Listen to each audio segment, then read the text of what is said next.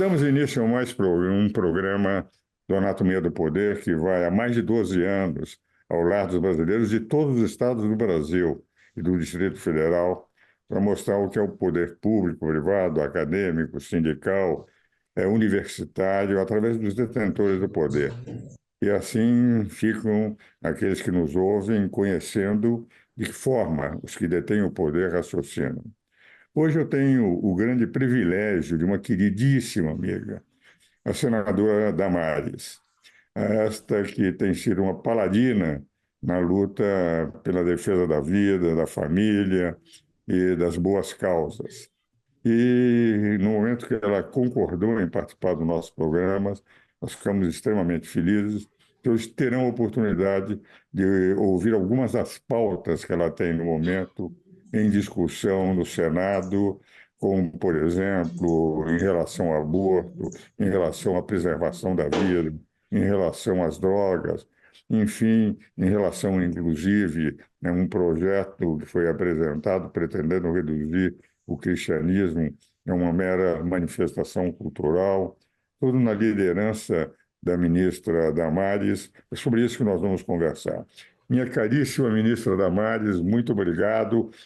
A pauta é sua. Pode Ô, abordar doutor, todos esses assuntos. doutor Ives, que alegria, obrigada por estar me trazendo de volta ao programa, o programa que eu não perco, assisto, acompanho depois, os programas que eu não posso assistir no dia, eu fico acompanhando depois, é uma alegria. Então, doutor Ives, agora eu sou senadora da República, né? E uma senadora que veio com uma causa para esta casa. Doutor Ives, antes de eu falar das nossas pautas, deixa eu só lembrar quem está nos acompanhando, eu sou uma das 15 senadoras, num colégio de 81 senadores. E aí, doutor Ives, hoje a gente tem a alegria de estados como Mato Grosso do Sul ter 2/3 de senadores mulheres. Mato Grosso do Sul tem 2 senadoras, Maranhão tem 2 senadoras e o Distrito Federal tem 2 senadoras. Somos 15 hoje, mas por que eu estou falando isso, doutor Ives? Nós estamos comemorando os 200 anos do Senado. E eu preciso lembrar o Brasil que desde o reinado de Dom Pedro I até o governo do presidente Geisel, nenhuma mulher ocupou um espaço no Senado Federal. A primeira mulher que foi eleita senadora, que chegou a esta casa senadora, foi apenas em maio de 1979. Então, doutor Ives, hoje nós temos um grupo de 15 mulheres, e aí, doutor Ives, 15 senadoras de partidos diferentes, de ideologias diferentes, mas que tem algumas pautas que nos unem muito.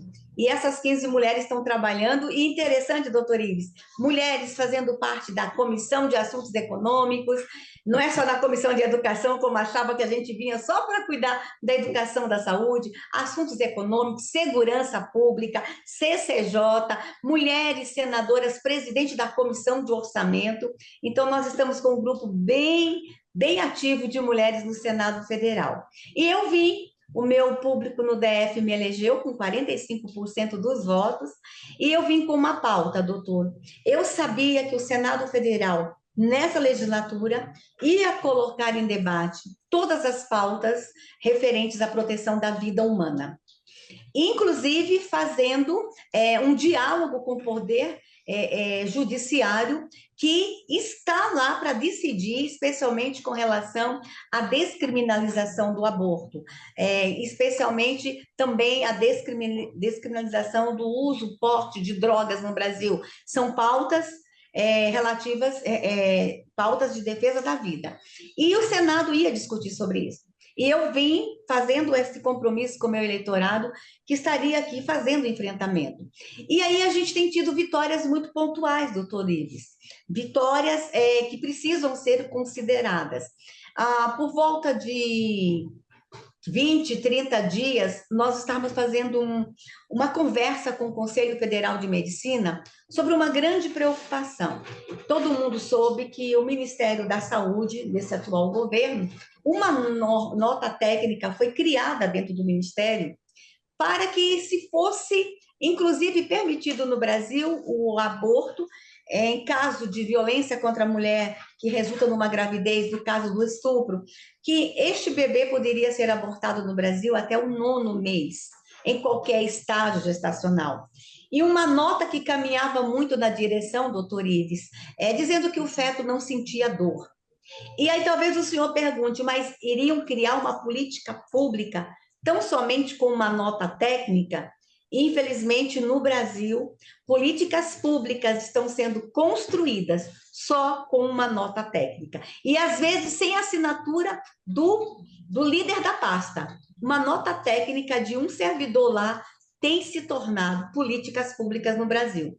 Quando essa nota técnica é exibida para o Brasil e a gente começa a conversar com o Ministério da Saúde, claro que o Ministério da Saúde segurou a nota técnica, mas nós tivemos uma atuação muito proativa do Conselho Federal de Medicina e com um diálogo muito grande aqui com o Congresso Nacional, com o Senado.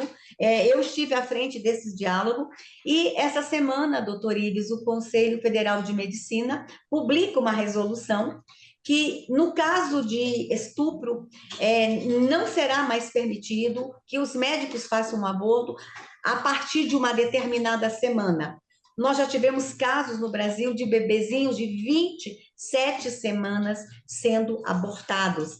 E aí a gente sabe, doutor Ives, que o abortamento de um bebê acima de 20 semanas é injeção de cloreto de sódio no coração do bebê. E aí, agora o Conselho Federal de Medicina veio dizendo, não permitiremos mais que os médicos façam esse tipo de procedimento. Essa é uma vitória da vida. Então, nós estamos tendo vitórias pontuais em defesa da vida. Estamos hoje discutindo uma PEC já aprovada na Comissão de Constituição e Justiça sobre a criminalização do porte da posse da droga. E aí, também fazendo frente ao que está acontecendo lá no Judiciário. O Judiciário estava caminhando para a descriminalização do porte e da posse. E aí, doutor, se vai descriminalizar o porte e a posse de uma certa quantidade de droga, quem está portando comprou em algum lugar. Quem está com a posse de drogas comprou em algum lugar. No momento que a gente descriminaliza o porte e o posse, nós estamos favorecendo quem está comercializando. E quem está comercializando no Brasil hoje? O narcotráfico. Uma medida que iria tão somente fortalecer o narcotráfico e colocar em risco vidas humanas.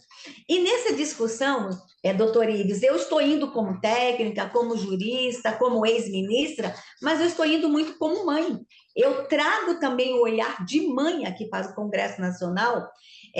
Se a gente descriminaliza o porte e a posse, os adolescentes vão ter acesso com muita facilidade. E lá na ponta, doutor Ives, muitas vezes o único argumento que um pai e uma mãe têm para falar para um adolescente não se aproxime da cocaína, não se aproxime da maconha, o único argumento que os pais têm muitas vezes é não se aproxime porque é crime. Porque quando fala não se aproxime porque vai dar dependência, aí que o adolescente quer conhecer. Mas quando o pai e a mãe usam, é crime, você vai ser responsabilizado, é crime. Então, esse argumento forte que as famílias, que as mães têm para usar com seus filhos adolescentes, ele seria destruído caso o Supremo Tribunal descriminalizasse. Então, o Senado vem aí com a proposta da PEC 45. E dessa forma, doutor Ives, muitos temas de proteção da vida humana estão na pauta. E eu vou dar um exemplo, um projeto de lei que eu sou autora. Pensando na criança prematura, doutor Ives. Hoje a gente sabe que às vezes o bebezinho prematuro fica até 5 meses no hospital para ganhar peso, para ganhar saúde, para sair do hospital. E a mamãe fica lá, porque ela tem que amamentar. E quando ela não fica o tempo todo, ela tem que ir pelo menos 3 vezes ao dia para tirar o leite, para dar para o bebê, esperando esse bebezinho ganhar peso.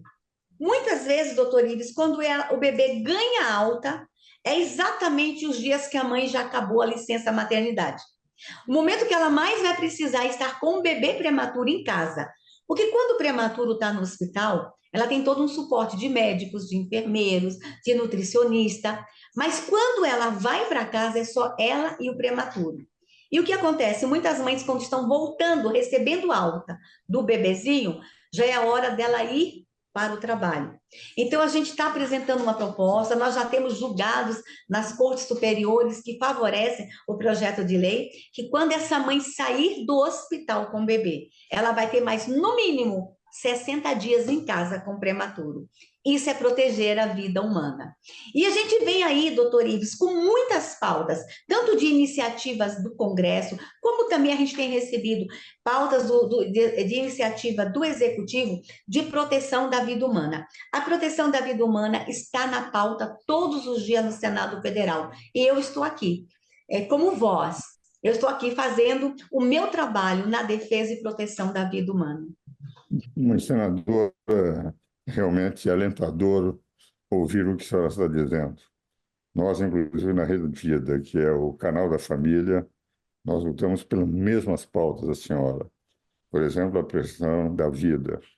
É de uma hipocrisia notável dizer que é um crime destruir ovos de tartaruga e é possível matar seres humanos no ventre materno. O homicídio uterino é admitido por muita gente, que é incapaz de aceitar a destruição de ovos de tartaruga. Uma tartaruga, para esses, é muito mais importante que um ser humano.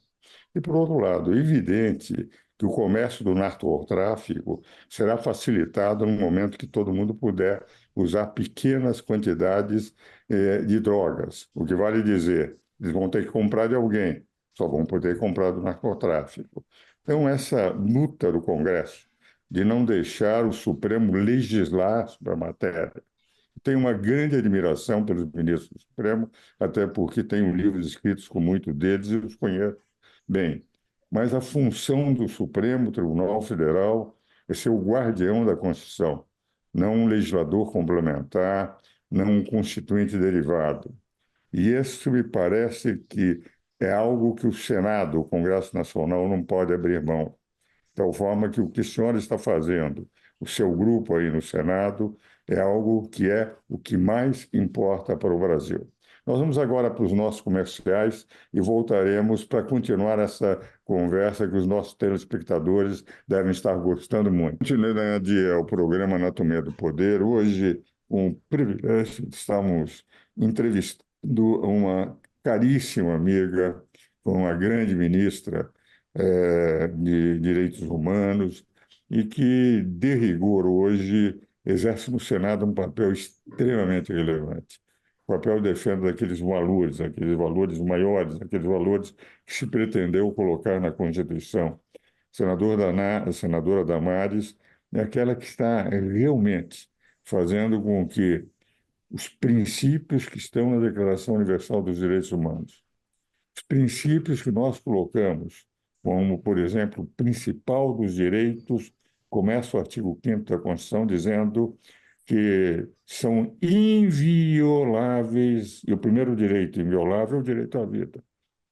Houve uma reunião da Academia de Ciências do Vaticano, no começo desse século, para definir quando começava a vida humana. 80 acadêmicos, dos quais 29 prêmios Nobel na Academia de Ciências do Vaticano. Isso começa na concepção. Então, cada vez que se faz o aborto, nós estamos destruindo uma vida humana. A primeira célula, no zigoto, nós temos todo o mapa, que vai ser aquela pessoa. Aquilo foi a ministra Damares, aquilo que sou eu, aquilo que é qualquer ser humano. Tudo isso já está definido naquela primeira célula. O mapa da nossa vida, o mapa da nossa existência está naquela primeira célula. E lá, a Academia de Ciências do Vaticano, com 29 prêmios Nobel, começa na concepção. E essa defesa tem sido feita notavelmente pela nossa ministra e senadora Damares. Aqui está um livro que eu sempre dedico, chama-se O Parlamentarismo Monárquico. Não é propriamente de falar da monarquia, mas como eu analiso as 20 repúblicas mais estáveis que nós temos no mundo, aquilo que representa, não as repúblicas, mas as democracias mais estáveis, segundo Luigi Perrates, professor da Universidade Yale, 19 são parlamentaristas, só os Estados Unidos representam um regime, um sistema presidencialista. Das 19 parlamentaristas, 7 são monárquicas. E das 7, 5 monárquicas, 5 delas são consideradas as mais estáveis por Ligia Hart: Noruega, Suécia, Dinamarca, Holanda e Bélgica. O que vale dizer, o que eu procuro mostrar é mais a qualidade do meu parlamentarismo como um sistema estável de governo, separação de Estado e de governo. E falei sobre o parlamentarismo monárquico, o livro foi escrito para o plebiscito, analisando também. Eu vou lhe mandar o livro, essa é a segunda edição do livro. Mas agora, voltando à nossa pauta, a senadora Damares, eu sempre me lembro da ministra Damares, que eu sempre admirei muito no seu trabalho no governo anterior. Voltando de novo sobre a vida. Isto que me impressiona é de que o Supremo Tribunal Federal vai agora decidir a DPF 442. Eu fui admitido representando o Jucaspe como amicus curiae, e nós vamos, evidentemente, defender aquilo que eu já defendi quando sustentei lá, que a vida começa na concepção, quando das células tronco. Mas a impressão que eu tenho é o seguinte: a própria ação não teria sentido.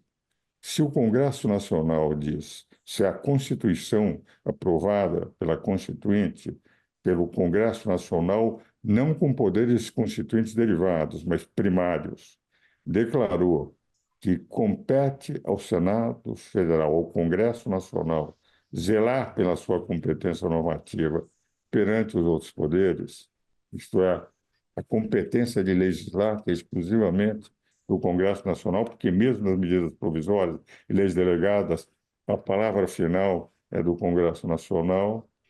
É evidente, e é o que eu vou começar a sustentar perante os ministros que eu admiro do Supremo Tribunal Federal, é evidente que não é competência do Supremo declarar quando começa. Isso é competência exclusiva do Congresso Nacional.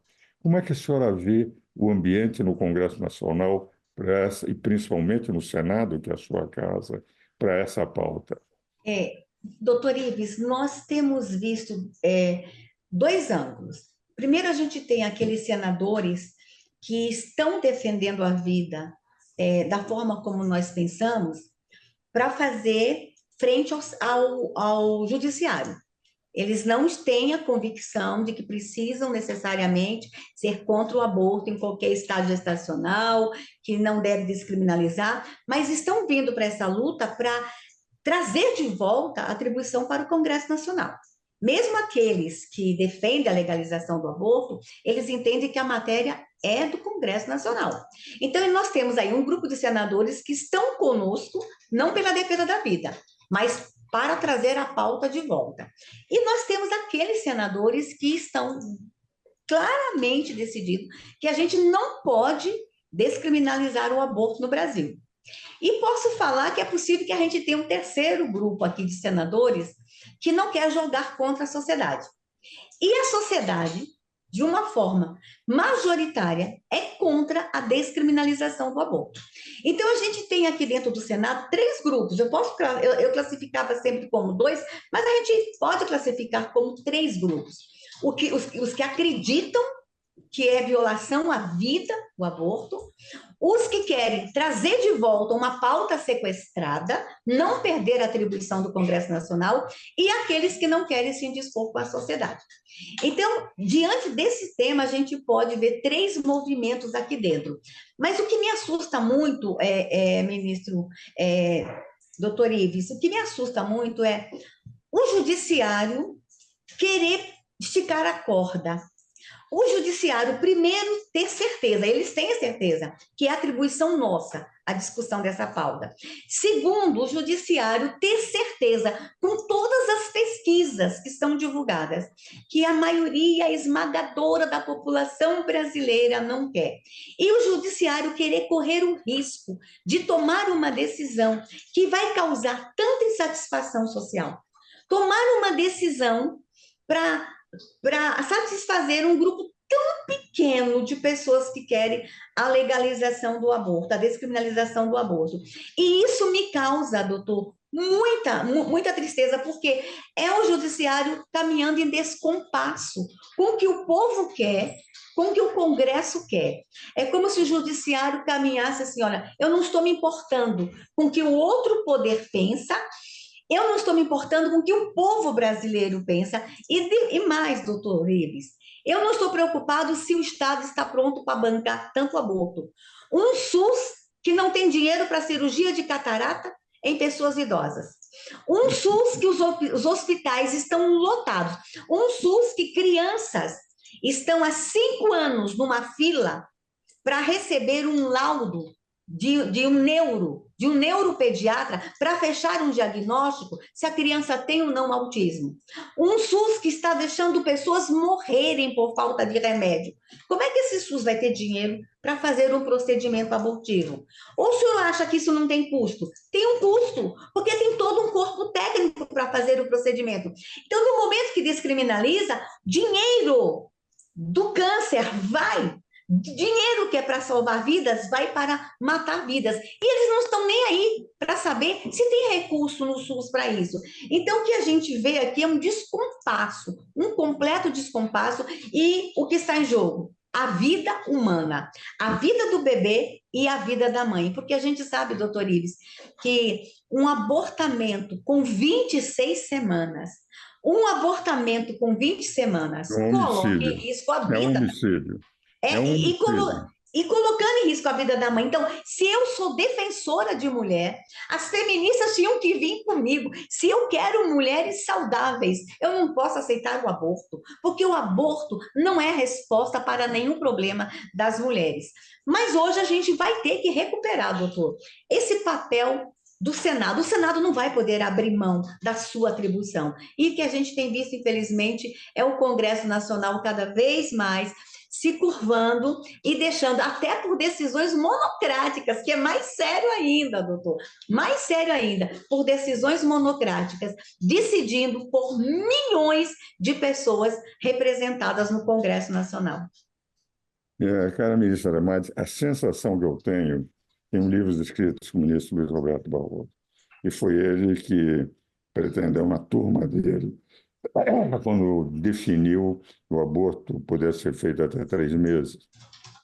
Hoje, na presidência, eu estou convencido, pelas declarações que ele tem apresentado à imprensa, que ele não vai pôr a matéria na pauta. A DPF 442 não deverá entrar na sua presidência. Ele diz o seguinte: eu quero que se faça um plebiscito. Como todas as pesquisas feitas, por exemplo, a Datafolha, demonstram que o povo é contra, um plebiscito vai ser contra. O que vale dizer, ele terá uma justificativa para, evidentemente, não dar sequência nessa discussão.